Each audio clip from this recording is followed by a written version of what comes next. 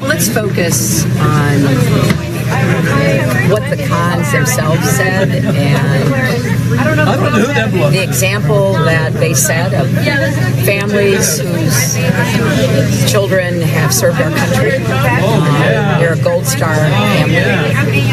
And I respect and honor the service of Captain Khan and the extraordinary dignity and bravery of his parents. And I will let others draw their own conclusions about the language used and the approach taken by Donald Trump. Do you think it had crossed the line?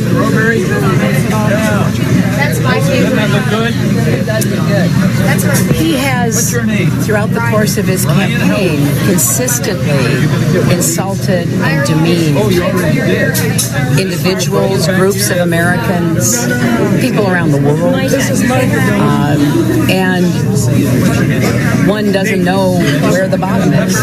It's hard to imagine anyone who has ever run to be president of the United States saying any of what he said, and the accumulation of it all is just beyond my comprehension. What do you think it says about his character?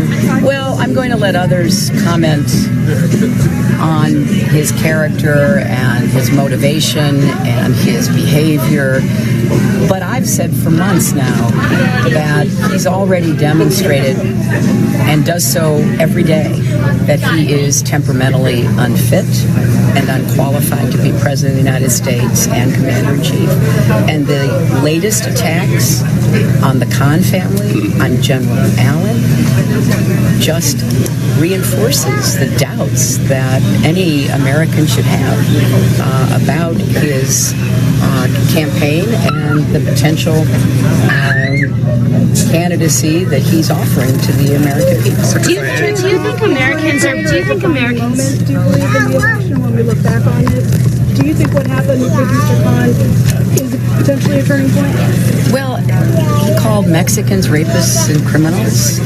He said a federal judge was unqualified because he had Mexican heritage, someone born in the neighboring state of Indiana. He's called women pigs. He's mocked a reporter with a disability. Ridiculed a POW, John McCain. That's right. And I mean, any one of those things is so offensive.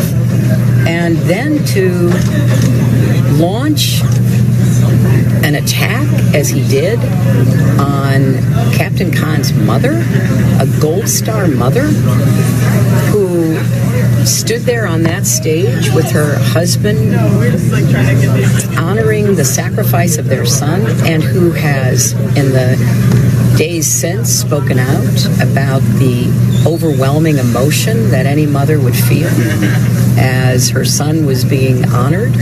And then to have Trump do what he did, I don't know where the bounds are. I don't know where the bottom is. Have you reached out to his mother? Have you reached out to Mrs. Khan? We have reached out, and I spoke about Captain Khan many months ago.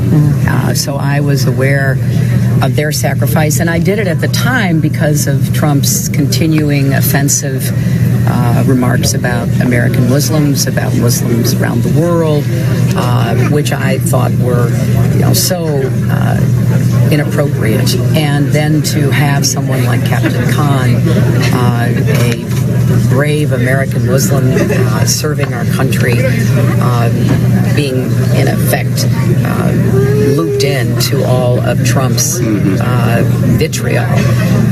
But there's no way I could match the eloquence and the courage of his parents. Why do you think Republicans, the totality of what you've said, why do you think Republicans are continuing to stand by him, given, what he said about John McCain, what he said about the Khans and so forth? Are they picking party over country?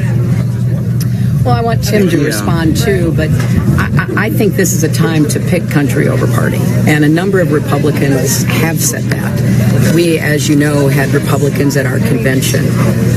We've had endorsements from Republicans who have analyzed his behavior and his rhetoric in this campaign and have made it very clear where they stood. The popular Republican governor of Ohio has made very plain that this comment is just completely unacceptable. He didn't beat around the bush about it. He didn't qualify it. He just called it straight up. I mean, if you cannot show empathy for a gold star mom and dad, there's something fundamentally missing in your personality. But John, Forget about the president. Do you worry that Americans are becoming desensitized to this kind of rhetoric? That's fine, we gotta go. I think the uproar from Americans across our country in response to a number of the comments that Trump has made, but in particular to his derogatory comments about the cons, shows to the contrary, that the vast majority of Americans are people who are decent and caring and looking for ways that we can come together, not to be divided by fear and hatred. Can you comment? All right, guys, thank you very much. Three debates. We gotta go.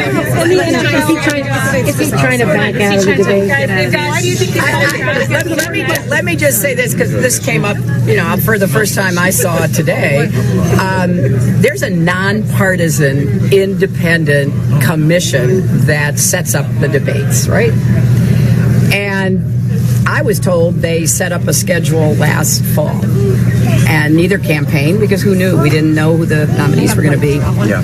We're involved. I'm going to be there. That's all I have to say.